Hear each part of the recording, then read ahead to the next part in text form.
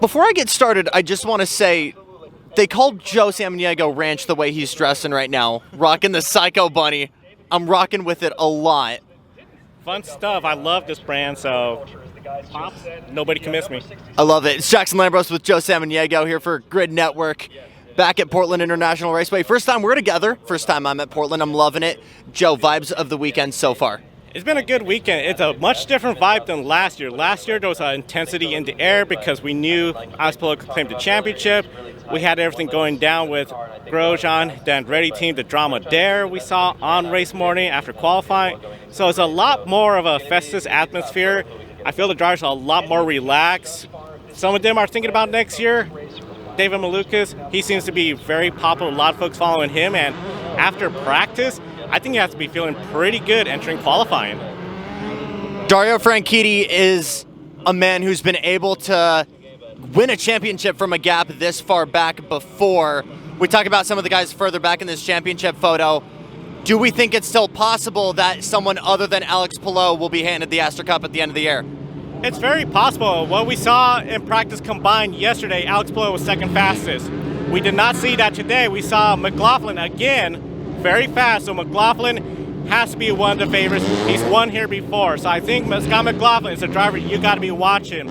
Colton Herta, he just needs to put together something great in qualifying, and that's what I really like about qualifying. You got to be picture perfect in your lap. One bobble could be the difference between front row and mid-pack.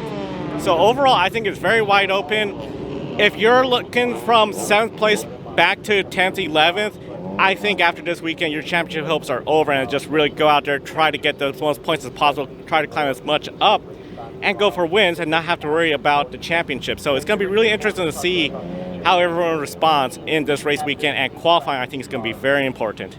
I think you nailed it, especially considering how short and simple of a track that is. And I don't mean that in a bad way for Portland International Raceway. Short track, very simple, which means you leave it to courage and aggression, which again goes on to you saying how important qualifying is.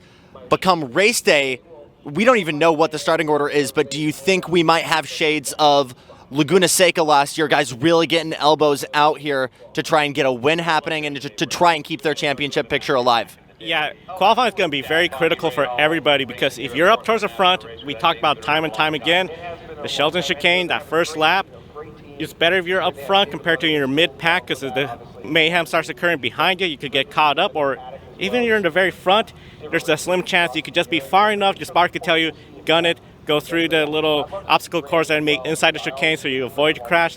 So qualifying is going to be very huge. When it comes to the short track, the perfect lap times in the race, that means if you're just consistently perfect lap after perfect lap, you could get a huge lead, and then the pit stops.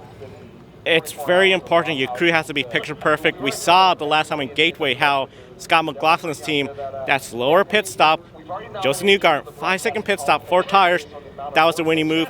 That could be huge here. And then, of course, the timing of a caution, full course yellow, that could change everything. So you really want to be up front. You got to be perfect. With that said, though, let's remember, Alex Palou, he had to go to the back after first lap contact. He came through to win it, so it's still a very unpredictable race, and that's why I think a lot of people underestimate about this track. It's very simple, yes. The challenge is trying to get that extra 10th each lap. If you could get that, you're going to be hard to beat.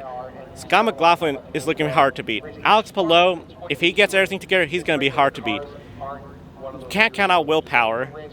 And what we're seeing from David Malukas, I don't know if something Gateway just ignited a fire, but second fastest, I think a lot of people are going to see him as a potential underdog, dark horse favorite.